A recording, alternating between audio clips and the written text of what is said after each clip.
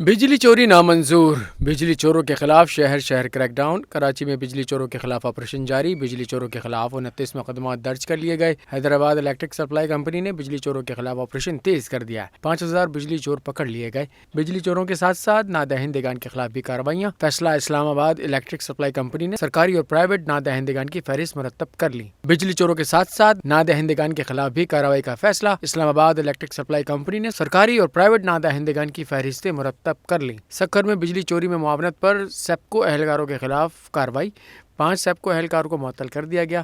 Chunian S C لیس کو قصور کے حکم پر بجلی چوروں کے خلاف کریک ڈاؤن، 4 بجلی چور رنگے ہاتھوں گرفتار۔ سینکڑوں میٹرز، ڈائریکٹ تاریں اور بوگس میٹر بھی اتار لیے گئے، مقدمات درج۔ ساہیوال میں بجلی چوری میں ملوث افراد کے خلاف ریجن بھر میں 1590 مقدمات درج، 1109 ملزمان کو گرفتار کر کے پابند سلاسل کر دیا گیا۔ بجلی چوری روکنے کے لیے ناقص اقدامات: ذرائع کے مطابق سی ای او پیسکو فیصل ربی کو عہدے سے ہٹا دیا گیا۔ دوسری جانب نوشہر و فیروز میں گرفتاری کا خوف، نوجوان بجلی کا کنڈا واپس اتارنے کے دوران کرنٹ لگنے سے جاں بحق ہو گیا۔